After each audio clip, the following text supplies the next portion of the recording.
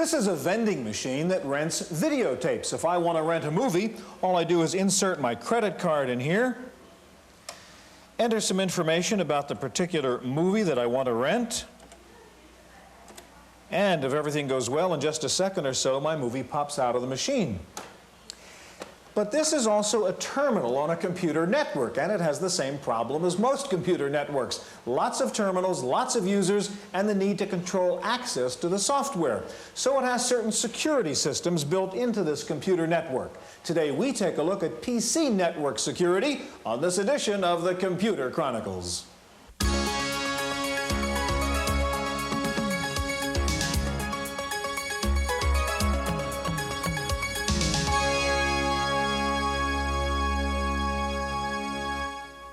Computer Chronicles is made possible in part by Central Point Software, suppliers of utility software, including disk backup, data recovery, file and desktop management, and virus protection. Central Point Software, making computing safer, simpler, faster. Additional funding is provided by the Software Publishers Association, which reminds you it's a federal offense to copy software, and by PC Connection and Mac Connection, and by Byte Magazine and Bix. Welcome to the Computer Chronicles. I'm Stuart Chaffee, and with me this week is Jan Lewis. Jan, everybody knows what a PIN number is by now, personal identification number. You need it when you use your bank card, to get into that ATM machine and so on. Well, this is a network security system from Security Dynamics. This card is called the SecurID, and this is a system a couple million times more safe than just the PIN number because this adds 6 digits to your 4-digit PIN number, and this changes passcode every 60 seconds. So for example, if I want to get into the system, let me show you. I'll enter my PIN, and then I'll enter the passcode number that's up here right now, and I got into the system. Now, if somebody had seen me do that, sort of copy down my passcode number, it wouldn't matter because 60 seconds from now, the ID number will change and they couldn't get into the system. Anyhow, it's rather interesting.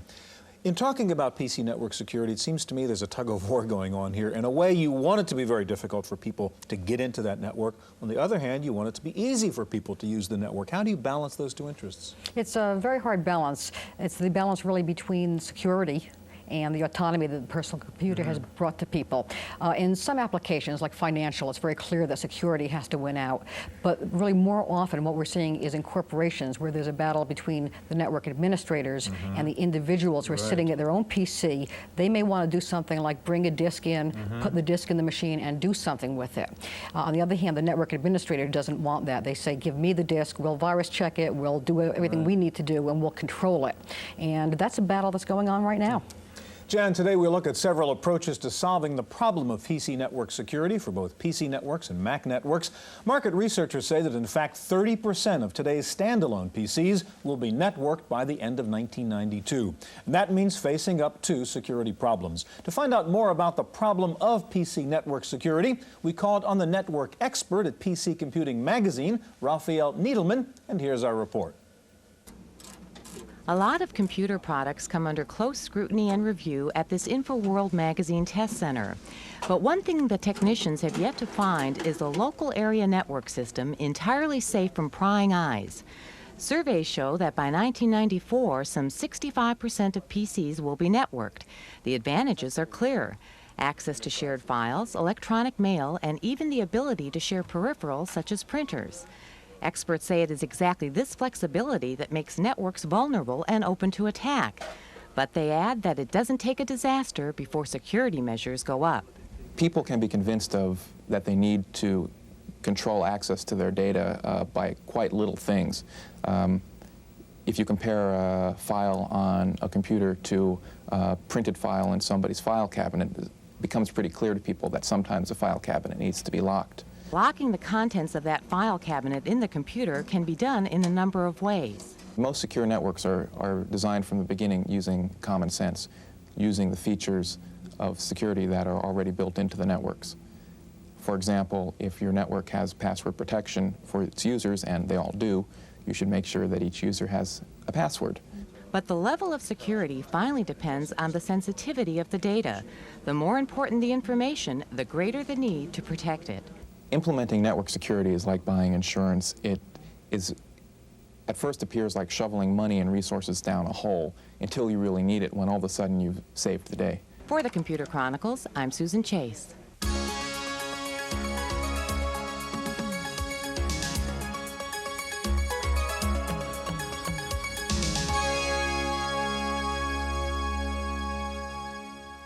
The problem of controlling network access is twofold. There are users who need to access a network from a terminal connected to the system, and there are users who need remote access from a distant location. Here to show us a variety of solutions for Macintosh networks are Francine Dubois of ASD, and also with us Larry Jones of Farallon Computing. Jan?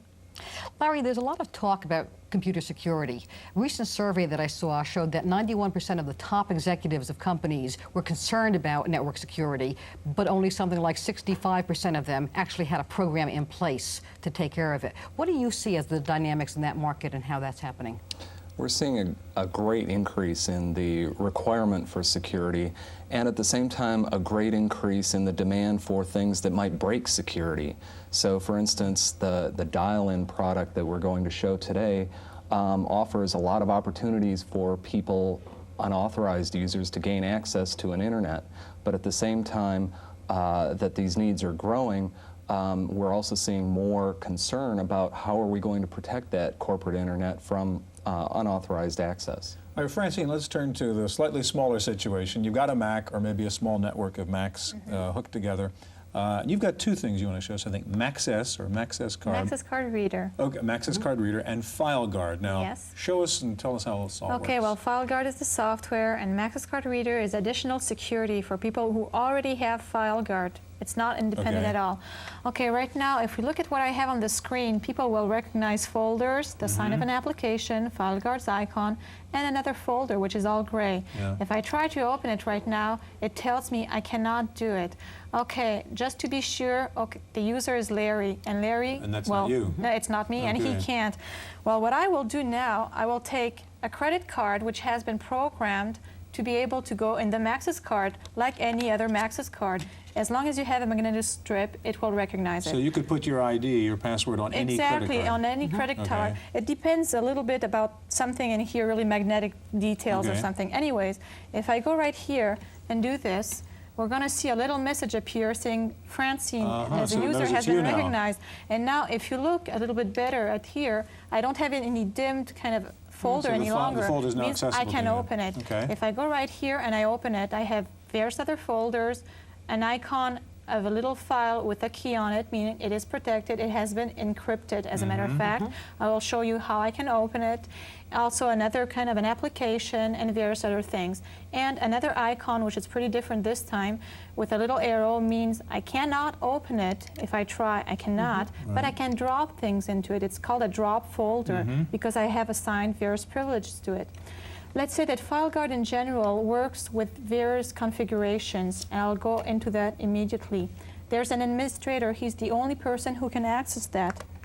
I'll type his access key, and here I'll get to a specific kind of window where I have all the users, I have a guest, a lot of various users, they have the same icons, and a specific user who has a little different icon, who's the administrator. And he is the one who defines the various privileges the various people can have. So they can, for various kind of files, either create, open, delete, lock, unlock, or see the history of those files. He also can assign other privileges regarding the fact that he can protect folders, he can erase disk or cannot, copy applications, etc. I mean, various configurations. So I'll just get out of here just right now. According to that, the icons will change. Let's go, for instance, if I'm right here, Francine, I can do everything. I gave myself a lot of privileges, or the administrator has. If I go back to change user, and I can be a guest, if I go to guest, well, strangely enough, my folder is empty, and you have those little icons right here, meaning he cannot write, he cannot see the folders, and he cannot see the files inside. So basically, that's very nice security. If I go back to Francine, I'll take the MaccessCard again, go like this. We'll see all the various things I can do. I can also go see that this file has been protected, sorry.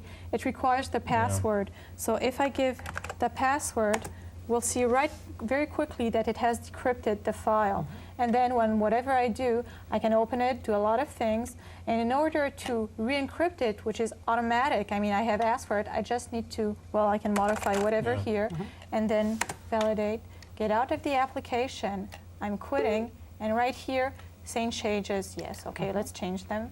And it re-encrypts it automatically. Francine, I need you to turn the Mac over to Larry now, because I want to take a look at the other situation, which is, say, the guy working at home or whatever wants to access the corporate network through a telephone line. How does PhoneNET provide security in that situation? The Liaison product is an AppleTalk router that allows a Macintosh to connect across a modem link to a remote local area network. So it's as if I picked up my Macintosh, drove it across town, and attached it to the local area network. I have full access to all the services that I would normally have at my remote network, such as printers and file servers and that sort of thing. So to access a network, you use the chooser in the Macintosh. So we'll select the chooser and open it up. And here's the Liaison icon. I select Liaison and it gives me an address book. I want to dial into the Farallon corporate network, so I'll press the dial button and it asks me to enter the password connected with this account. And it's now placing the call to the Farallon network. Now, at Farallon, we're quite security conscious about who we allow access to our network, and so we use a feature called dialback. What dialback does is, as soon as the remote end at the network server finds out who is calling, it drops the phone line. Once it knows who's calling, it looks into its database of authorized users, finds out whether I'm an authorized user, and picks the phone number attached to that record. Yeah, we can see what's going on the screen now. It's made the call, and now it says it's waiting for a return call back from the network server. Now, what's going on at the other end right now? What it's done is look into the Liaison database, which has been set up by the network manager, and our network managers control who has access to our corporate internet. And the thing about dialback security, and what you can hear now, is that we're receiving that call back from our... And it found your number in its directory. It found our name and number and called us back. And the big difference is that password security lets the network manager control who is dialing into the network. But the added advantage of dialback security is that it lets them know where it is they're calling from. So if an unauthorized user is trying to access our corporate network, they would have to come actually back to my home to receive this dial-back call, which is obviously quite a difficult feat. Now, what if you want to give someone access to the network, call them back, but only give them access to certain files, let's say, or certain portions of what you have on that disk? One of the things that Liaison allows you to do is it allows the network manager to control who gets access to specific portions of the network. So for instance, at Farallon, one of the things that we do with Liaison is give our customers a dial-in account. So they can dial in, get technical updates, get technical information, but they have access to only one specific server on our internet. So our network managers can feel comfortable about the security of our internet while still serving our customers and giving them the service that they need. Larry, Francine, we're out of time. Thanks very much. Well, perhaps no single person has publicized the problems of global network security more than Cliff Stoll, author of the best-selling book Cuckoo's Egg, about his effort to track down a network intruder. We visited Cliff at his home here in Berkeley, California. 4 years after he uncovered a ring of German hackers, Cliff Stoll says he is still busy answering letters and giving speeches on computer security. The international computer break-in he discovered at the Lawrence Berkeley lab, he says, has continued to have a profound effect on the industry. People are auditing their computers more often. They're watching to make sure that their systems aren't left wide open. They check their balances more often.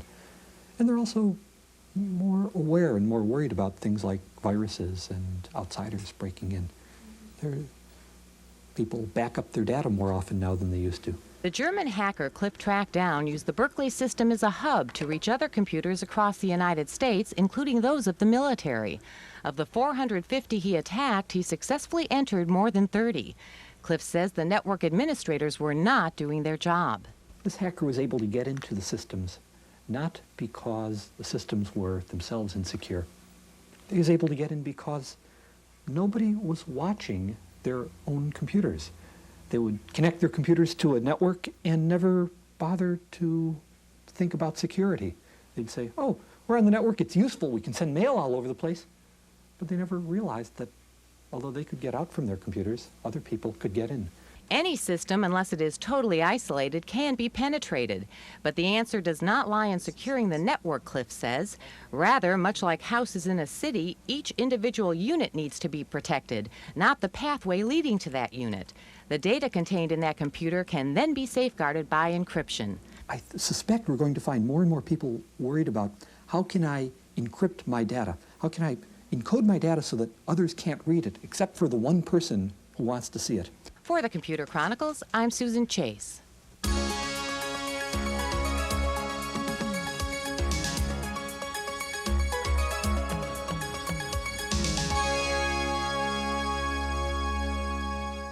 There are other aspects to network security besides just access control, such as virus protection and control of software use. To show us some more security solutions, we have with us Bob Lewis of Brightwork Development and also Jim Bidzos of RSA Data Security. Jan? Jim, in the first segment, we took a look at some security aspects of small or local networks, 5, 20 people, whatever. But now, of course, we're dealing with the global networks, and surely the scale has changed and the kinds of problems and the kinds of solutions have changed. Can you give us some idea of how they've changed? Yes, the problems are magnified considerably when you get into a large networked environment as opposed to a small LAN or a single computer. The security problems are immense. However, an advanced technology known as public key encryption can in fact provide the kind of security that can secure these networks without denying the open access that everyone has gotten used to and in fact is the reason that people have started to note security problems. The open access has created the problems, and there is a technology that can correct them. All right, we're going to talk about your approach, your encryption approach, in just a minute. I want to turn to Bob. Now, you have a product called SiteLock. I was just mentioning problems like software control and viruses. You address those problems with SiteLock. Tell us a little bit more about it. Well, we allow for the network manager to really control all the software that's run on the network. We do this in several different ways. First, we meter the software that's used so as not to exceed the number of licenses that the company owns. So in other words, if you have 10 copies of WordPerfect, only 10 people can run WordPerfect at a time. We also provide virus protection, and in doing so, we go out and do a bit-by-bit check of every file before it's executed. And if it detects any changes in file size, it doesn't allow that file to be run. All right, Bob, tell us about the software metering part of SiteLock. How does that work? Okay, what you would do is select the application you want to meter and go in and select the maximum number of concurrent users that you want to be running, which would correspond to how much software you actually own. And then when I go out, here we've selected one user. So if I go out and run SysCon, I have no problem getting into it.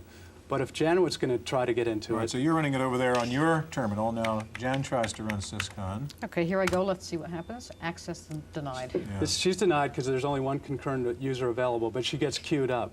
So that means when I release this copy of SysCon, she'll get another message saying that she has 5 minutes to get into SysCon.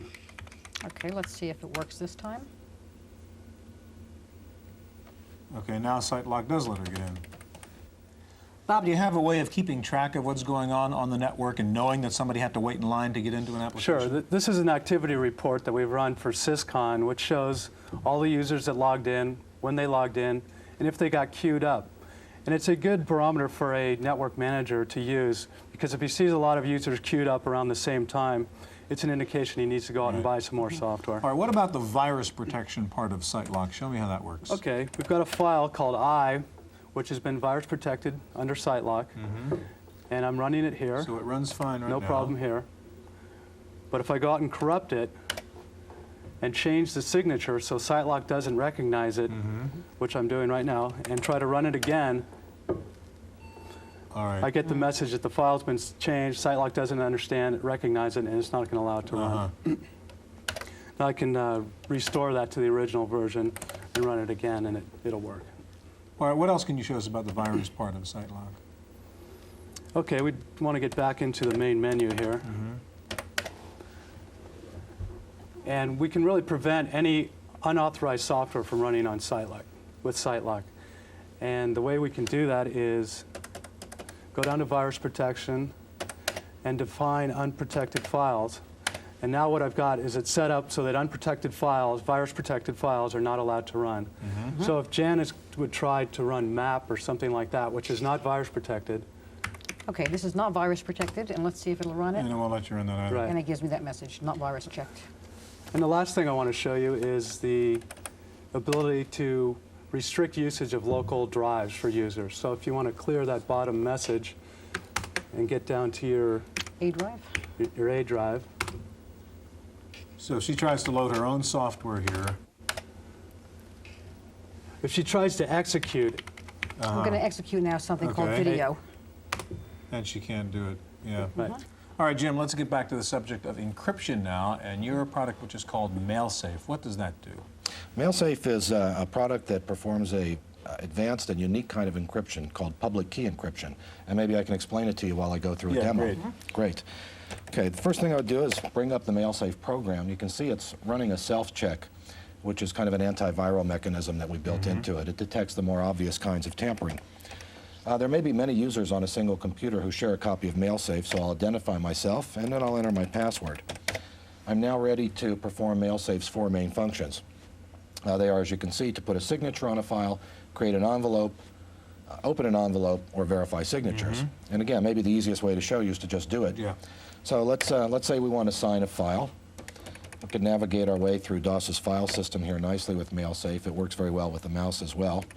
And here we have a little file conveniently called test file. And we can even take a look at it. It appears to be some sort of a letter here that purports to want someone to spend money. So let's assume it's maybe a funds transfer document or something very sensitive, something certainly worth protecting. So we want to now sign the file. It says hit enter to sign it.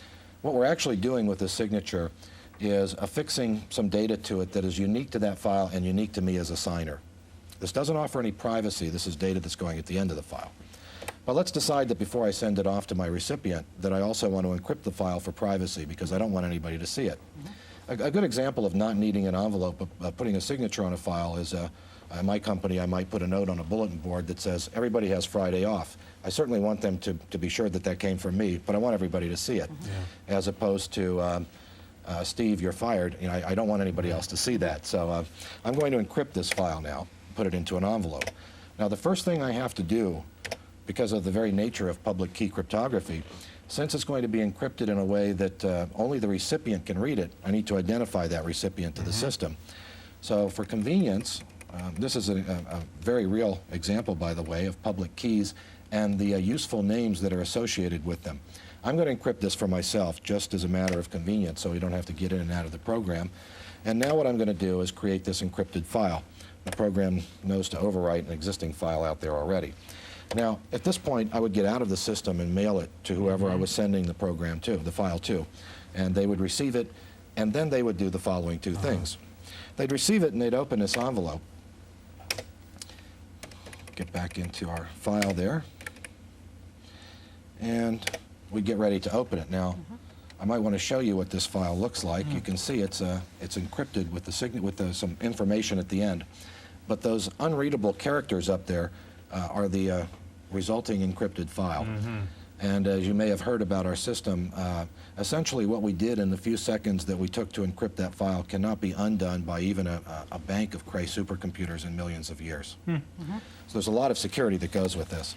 So let's go ahead and open the file. And now, as a recipient, we can also verify the signature on this file. Now what happens when we get through this process? After I've opened the envelope and verified the signature, which I see is valid, I now know the following things. I know that this file came from the person who claims to have sent it, and that not one single bit has been tampered with. The signature is very much like a tamper detection seal for software. And I also know that no one else has seen the file. For example, in the internet, if you're familiar with the internet community, typically a piece of mail sent from one person to another goes through dozens of computers before it gets there. And the operators of these computers are, I'm sure, trustworthy people, but... Curious people. We have only a little bit of time left, and I think, Jan, you had a question about the users of this. I wonder who is going to buy this? Is this individuals who buy it, or is it the government who buys it? Who's this for? Well, both those people have bought this particular product. This is an end-user product, but it's really not the main part of our business. What our company really does is essentially work with large computer systems manufacturers, operating systems companies, to get this integrated into their computers. A recent report called Computers at Risk, put out by the National Academy of Sciences, identifies public key cryptography as the backbone of any secure operating system, that really needs to be there. And over the last 5 years, we've worked with essentially vendors covering every major platform. And over the next 12 months, hopefully we'll see some systems coming out on the market that have this embedded. Jim, in 15 seconds or less now, I know the National Security Agency is a little bit unhappy about what you're doing. Why would that be? Governments in general are very concerned about privacy technology. All governments around the world, not only the U.S. government, but all of them do treat this as military technology, and it's a controlled commodity. It also threatens the intelligence missions of government agencies around the world. Interesting. Gentlemen, thank you very much. That's our look at PC network security. Stay tuned now for this week's Computer News.